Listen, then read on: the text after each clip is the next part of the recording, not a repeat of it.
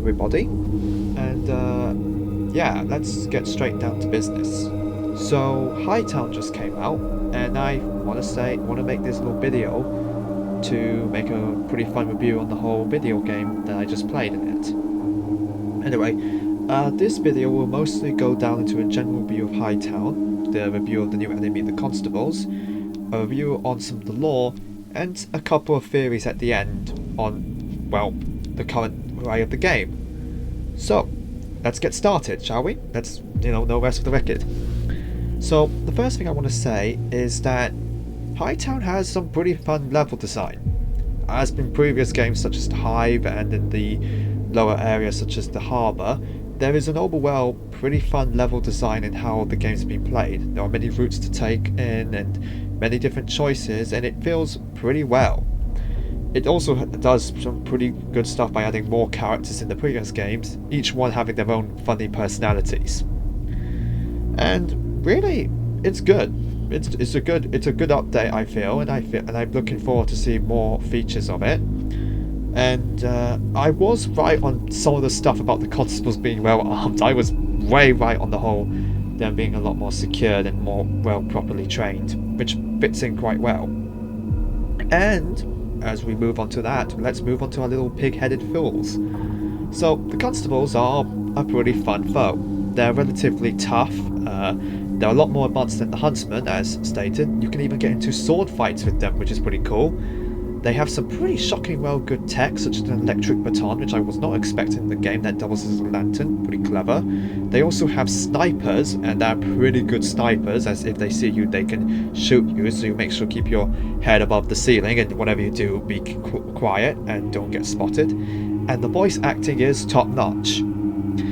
These huntsmen, the constables, act a lot like pigs, even snorting and outright talking. They even have a more rough British accent, but not like enough to go too cockney, as they sound more like corrupt, spoiled police officers. And they kind of remind me of like crooked crooks, as like, wait till you hear the chief gets a ring in my dish, like that. That was awful. But yeah, in general, I think the constables were a pretty fun addition in the main game, and they had a good challenge, and I'm looking forward to seeing more of them added in. It's also likely they might get rare variants, but we'll see that when we get to the bank. Now, down to the main meat of the video, the lore. Now you see, there has been a lot of lore added into Gloomwood. Some questions answered, some old questions given to us, and a bit more into a lot of important stuff that might hint about what the Blight is and how things have gotten to this point. Paintings, notes, and overall introductions of new characters and environments tells us about what's happening next. And of course, we will be talking about that room. If you played Gloomwood, you know. Yeah, we'll get down to this room. So, let's get started with the first thing. My constable theory. Now you see, I was right on most of the money. The constables are indeed holding the fort. They have been maintaining their fortifications in Hightown for quite a while and been keeping the place under martial law, effectively ensuring that nobody gets out. They are also pretty much corrupted and infected as well, but they seem to have a better grasp on their mind to follow their orders, unlike the huntsmen who have the increased level of bloodlust. They are happy of killing civilians, and they're very much happy of doing such deeds, but they often will need a good excuse to do so, but they probably will find one and make one up. Now, interestingly enough, it seems like they want to cure the infection, as it's stated in one of the notes they are working with a man called Montgomery. Now, Montgomery was a hunter. He hunted various beasts and monsters and all sorts of creatures across the sea, and effectively he was the expert in beasties. In fact, he had been given a corpse of one of the crow people from the Hive, and Montgomery was right on the money. He was quite smart. He connected the dots that the creature he dissected was possibly once human, but he didn't want to go directly into that link yet, because it was a pretty horrifying idea that this creature was, well, human. So he does the next best logical thing and decides to put more investigation. His notes mention that he heads over to the slaughtered goat in order to investigate a beast that he heard they have captured. This creature is the goat man we encounter in the story, And it's either A, he was killed there, but I kind of doubt it, because Montgomery is a hunter. He's one of those professional big game hunters, and it's very likely that if he was going to the slaughtered goat, he would have a gun with him, and possibly even a well-rounded pistol. And even so, it was also at the same time the huntsmen were attacking, so it's very likely he would have been cut off. So it's likely we might find Montgomery's body in the slaughtered goat, but it's also likely that he might still be alive and kicking. Now, the next interesting thing is the chief's orders. You see, the constables tell us right before they kill us is that they got orders from the chief to give us a warm welcome. However, the warm welcome the chief issues is more like to kill us. The chief ordered the constables to have us killed, and it's even confirmed later that the chief wants us dead. Now, the question is, of course, the constables ask us, why would the chief want us dead? And they basically say that the chief had been doing some investigation and found out something about us. I believe the chief had found out about our connection to the Countess. These constables are obviously at war with the Countess to a degree, as they also mentioned the spy master, and they say he's been snooping about, and they said don't mind him, we're looking for the doctor. So it's very obviously they're not on good terms with the Countess. Now, it's very likely that they believe that we possibly are in cahoots with the Countess, since when we arrived the infection went a lot more aggressive, and it's also very likely that all this trouble started right when we arrived on that exact day in town. This connects to my theory earlier about the whole we went to the fishery to investigate the local fish life because we wanted to investigate the countryside on further cases of the infection, and that's when everything went to hell, which could explain why people knew who we are in the lower areas and why we are sort of treated with such fear and superstition, because everything went to hell as soon as we arrived. It's also explains why, it also probably ties into why they think, because our talking with the Countess in her attempts to speak to us has not helped with the suspicion that we are in cahoots, which is very unfortunate. So that possibly explains why the chief is an enemy. It's also likely the chief knows something that we don't know, likely that we were invited by the Countess, or perhaps we were simply connected to something else. Or it could be the fact that the constables themselves do not like academic types. They do not like the astronomer at all, and they certainly do not like a fan of the academic folks. But it's pretty borderline interesting about this. It's also very likely the constables might not be from the mainland, but we'll get to that. That's a whole different theory I'll explain later down the road. So, speaking about the astronomy, you see, there was another character who's possibly one of the most important characters in Gloomwood in terms of lore, and that's the astronomer. And let's get straight down to that. Now you see, the astronomer herself is very interesting. One thing to note is that it's likely she was the one who funded the archaeological expedition beneath the city of Gloomwood in the Hive. As there was a note about analysing the Old Kingdom artifacts, in fact she actually has a statue from one of the kingdoms, which we will get to later. Now, it's interesting because she makes note on the various artifacts, and even have some of her assistants to procure more artifacts, and it's very likely it's she who's been requesting for the artifacts to be transported out from the Hive City and into her office to be studied. It's very likely she's the one responsible for it. Now, there is a history that is alluded to it, but I'm not going to go into that part yet. The second most important part is on magic. Yes, you see, the astronomer studies magic and the occult to a degree, and she's even written a book called The Nature of the Four Flames, in which it's right here. Now, it basically speaks about the usage of magic and how it ties into directly with fire. And one important aspect to it is that fire, there appears to be a thinning of the lining of the material realm, and she has basically been able to put in this entire notebook on how each of these fires work.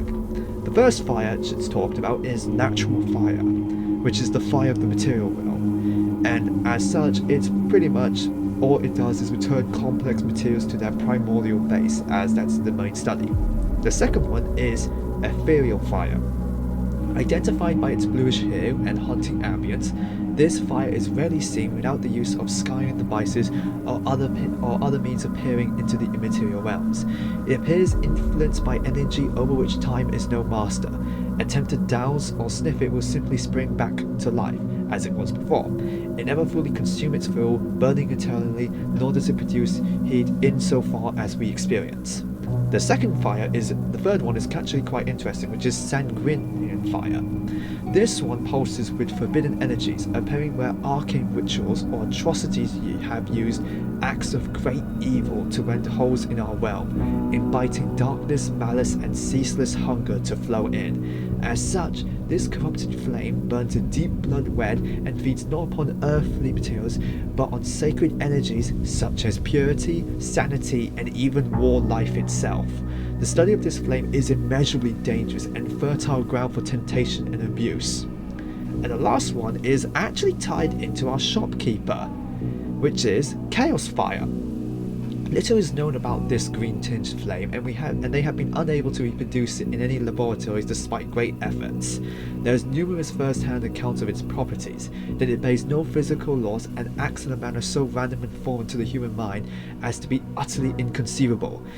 Anecdotal and likely mythological evidence, flimsy though it is, speaks of chaos flame as a window into a non-Euclidean universe, and in effect witnesses have left few with an intact mind. Further study requires to seek outside authorities, often dismissed as unscientific or insane. These fires are very important because they explain a bit about the Countess's magic and of course the nature of magic that, well, permeates Gloomwood. As Gloomwood, if you haven't picked up on hundreds and many of paintings, has a bit of a history on witchcraft, and well, let's go into that room. You see, in that room, the upper classes of Gloomwood has developed a weird obsession with the occult, and a forbidden practice has gone on, which is in this room that we go into, this horrifying display.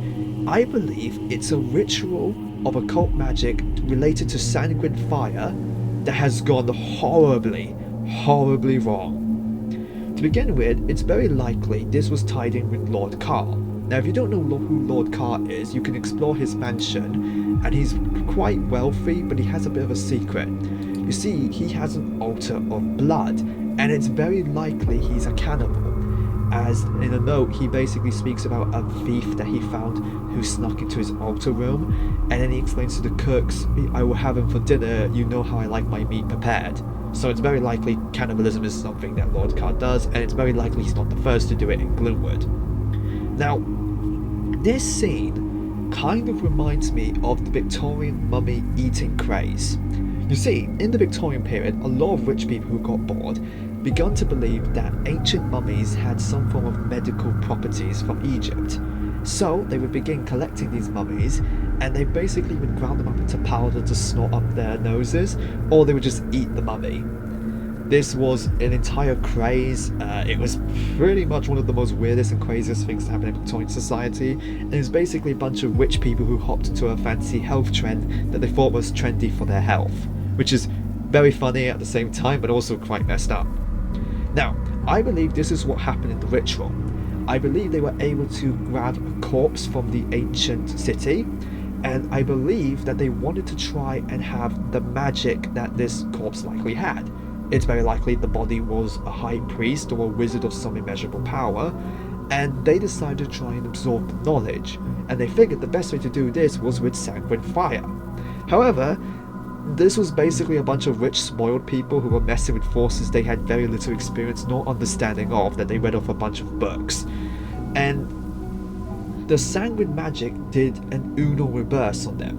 Instead of them absorbing the knowledge that the corpse possessed, the corpse itself became a linchpin where it was absorbing the life force of the folks who attempted to eat it, deconstructing them and then likely using their flesh and blood to aid in its resurrection. This is possibly likely that if we come back again later, we might have to deal with an undead mummy who's just back and kicking about, which is another issue for Gloomwood, but I don't think we have time to deal with that. And I mentioned a lot about the ancient Hightown and about the astronomy, and this is really my theory. Now, this main theory comes from a bunch of paintings and notes and really is demonstrating the game. I might make a full proper theory talk about more about it, but this is my theory. The history of Gloomwood, very much. You see, I believe that a colony used to inhabit, well, Gloomwood itself. It's noted now that the ruins are not directly terrestrial origin, so it's very likely it could have been aliens or it could have been like some form of Greek culture. Now, I believe whatever culture it is, it possibly were worshippers of a god of Hecate, the Greek god of magic, or Greek goddess of magic, who has, ironically, I think in Greek stories, a lot of ties with animal transformation. This is primarily a theory, and I believe that this society was particularly focused on the nature of magic and the stars themselves, and eventually they soon discovered sanguine flame, or their experiments into magic had got them cursed. Whatever happened, they were cursed. This curse was the infection that would deteriorate their minds and transform them into, well, the Crow People, which is the first step of the main infection. Now, of course, this colony faded away naturally because everyone was turned to animals, and eventually they died out with lack of food, and likely their city fell into the ground. But eventually, settlers from the mainland came, and they started building a hunting and fishing community. Now, things were like good for a while, life was alright, but then a bunch of horrifying murders began to happen at the town. These murders were horrific. Bodies were ripped to pieces, they were torn up, gored, half-eaten. It scared the people so much that a witch hunter had to arrive. This witch hunter soon teamed up with the local hunters that inhabited these like huntsmen, and they soon formed the Order of the Huntsmen. These group then located the beast's lair, which was the Goat Man, and they killed it. And you see, I believe this lair is where the pub known as the Slaughtered Goat still stands. This is mostly hinted at like an old painting you can find in the attic, which is of the Goat Man, and I believe that like this slaughtered goat was like where this beast was killed, and it sort of gained the nickname the Slaughtered Goat from it. And eventually with the killing of this beast and a huge amount of like killing anyone who either found the ruins of the city or was studying dark magic who were all killed off, this is what led to the city of Gloomwood to soon developed, becoming a huge industrial hub. And interesting, there were a lot of folks here who became saints. Like, for example, we got a judge here. If you go to the church, there's like a whole bunch of like windows that depict all these people, like different groups of people in Gloomwood as saints. We got like industrial workers, we got fishermen, we have a judge, we have a huntsman, we have even an astronomer. So it's very likely that it became a pretty powerful industrial hub, which I will sort of get into that part. Now, the reason I mention the importance of the history of Gloomwood is that Gloomwood itself was built on very likely a colony that was worshippers of magic, and also where interstellar events happen, such as comets falling down and events that can happen. These sort of events is exactly what probably explains most of the supernatural stuff. However, although there were cases of monsters coming out, it seems to me that there was no infection cases until something got the curse reawakened. Now, you could argue it's the plundering of the hive city itself, but I beg to differ. I believe that it all ties back to the Countess. So let's talk about the Countess, because most people asked a bit about her and some were confused about her motives, and I'm going to put my hat in the ring. Let's get started. The Countess, or her name Sylvia, but I'm going to call her the Countess, is that she got into power through the use of politics. She was a relatively very smart girl despite coming from a pretty poor background, but she also, I believe, possessed knowledge of the arcane, of magic. Likely she was probably a descendant of the survivors of the witch trials that occurred. And using her knowledge of witchcraft, she probably used an arcane apple to bewitch Mr. Carrington, or the guy in charge of the fishery that we find. By bewitching this man would feel compelled to complete any wishes and demands she had, while at the same time she will have complete control over. It's noted by, the reason I play into this is because there are books that have pictures of like witches giving people apples, and there's also a note where he mentions about he questions, was I really that stupid to not believe her empty lies? And I believe he was actually bewitched with like an apple that made him felt compelled to like follow whatever she said. Not like a lot, but like enough for him to do anything, such as hide bodies, manipulate things, kill people. You get how it goes. It's also likely that her possession of knowledge of occult is likely what caused her to have a bit of a help with the wealthy. Many of the wealthy people were developing a sort of interest in arcane magic, and it's very likely she used this to her advantage to promise this knowledge for more power. Now, because of Gloomwood's ties to celestial anomalies, which very likely may have magical powers, and as well as the fact there seems to be a magical being, the Merchant, who might actually be like an ethereal entity who came here to sort of tilt the scales, but that's completely unfounded yet. We don't know much about him. It's very likely the Countess wanted to get more power in the nature of the arcane, or very likely ascended to some form of godhood, but I'm not too sure about that part. But like I mentioned before, and like the wealthy nobles before who turned into the feast for the mummy, she didn't really understand the power she was messing with. She didn't understand the curse that infected the same people and how it led it to ruin. So once she tried to do this arcane ritual, it's very likely led to the curse and the infection itself to resurface. Now, it's very likely that her interest could be aroused. She wants to get our trust in her so that she can easily use us to manipulate. There is a lot of notes, like an overwhelming evidence of her manipulating and then betraying her like allies. But it's also likely that she possibly needs us, as she has no control over the situation. Like utterly, although she like talks confidently and tries to act like she's in charge, she has literally no control about what's going on in Gloomwood. Her own henchmen, the Hunters, have an increased level of bloodlust where although they have orders and they fear her, and their orders is not to kill us and to capture us alive, they will go out of their way to kill us because of the bloodlust of the infection. The infection literally turns them into like bloodthirsty animals as soon as they see anything that isn't related to their pack. And it's even noted that even the carriage she sent afterwards gets destroyed by the constables. So it's like she has literally no control of her own henchmen. And before we conclude all of this leads to something very important.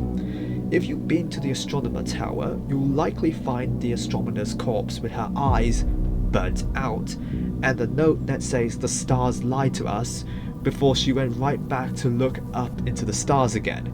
When you look into the telescope, you don't see anything apart from anything. But if you look up, which I think not many people do because gamers never look up, you would see a corpse wearing all white. And it's popularly believed that this is the Spy Master. Now, it could be the Spy Master, it couldn't be the Spy Master. I'm going to think it's not him, because the Spy Master usually wears a white top hat and a mask, and this guy doesn't have a mask nor a hat nearby. Now, you could argue, how did the Spy Master die? That's the murder mystery here. What killed him? Now, the first theory is maybe a constable shot him. There are snipers all over the place and there's one nearby, and it could be a sniper shot him. But then that constable would also been affected by what the astronomer had seen, possibly even hearing her scream and probably looking in to see what's going on. Now, the second thing is he probably saw what the astronomer saw. This is likely an interesting thing, but one of the most interesting things we find, and this is something that is pretty much, is a note called Core of the Violet Sky. It basically is a poem, but also seems to be a prayer. It basically says, "O stars above, chaos below, no place for us now to go. The moon yet beams as nights grow long, echoes of an endless song. She calls to me from violet skies, please, O Countess, heed our cries." Now, it could be one that he is praying to the Countess, as the Countess calls to him from the violet skies.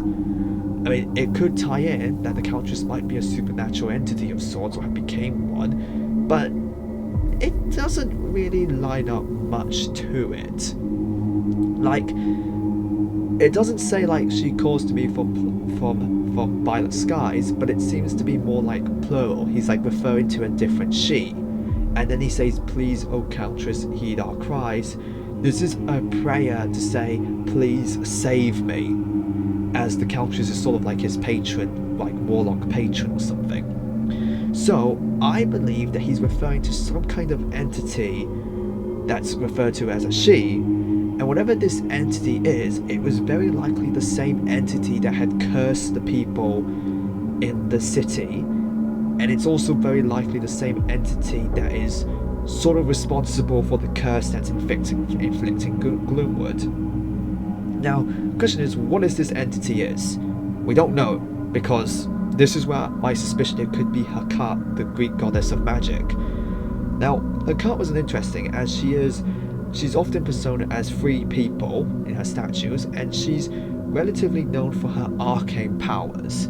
There's a famous story in the Odyssey where you meet one of the disciples of Hecate, and because of them not heeding any of the warnings, she turned them into animals, which is very similar to what's going on in Gloomwood with how everyone's sort of been turned into these animalistic beasts. So, it could be that. Now, what I believe is that what happened was that the Spy Master was sort of navigating around looking for us. However, he arrived at the astronomer as the astronomer was looking into the stars, and she saw something. It was either for a split second or like something happened, but she saw something.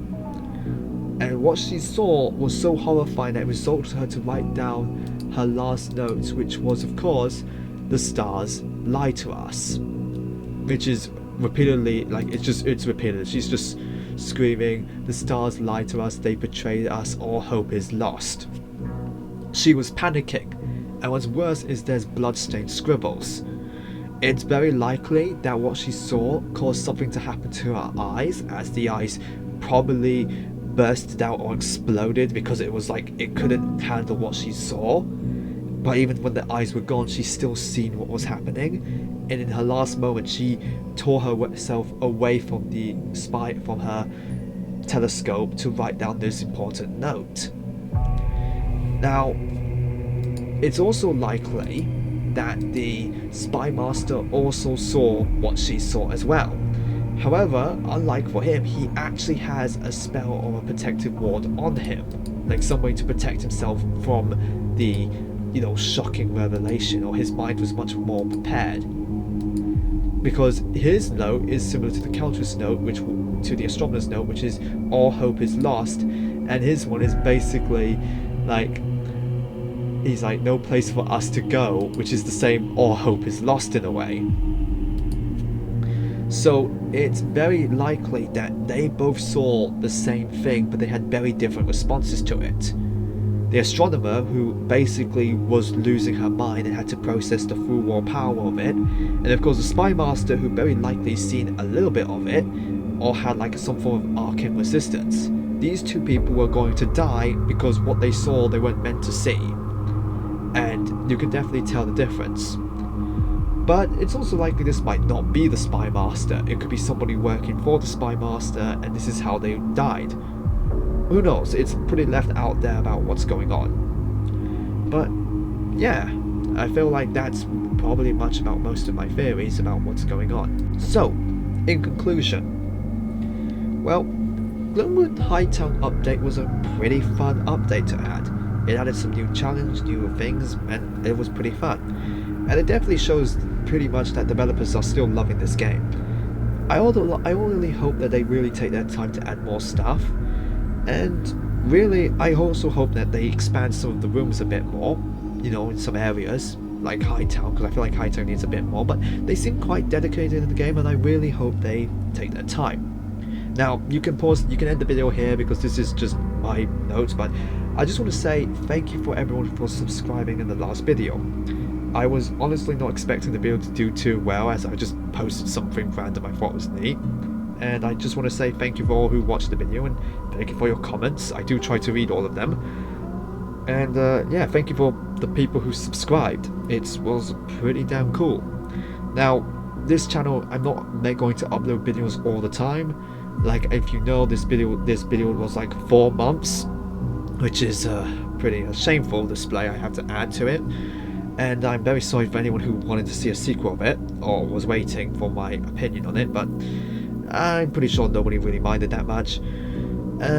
But yeah, I'm working on some other stuff that's happening, which is during the 4 months, like 3D stuff, development stuff, installation of stuff, all of that, just stuff, blah blah blah. But yeah, I'm gonna try and release more videos often, well, try my best on it, and I really hope that you really enjoyed this video, and yeah, that's about really it. So yeah, I hope everyone has a pretty good day, and stay hydrated, and yeah, good day.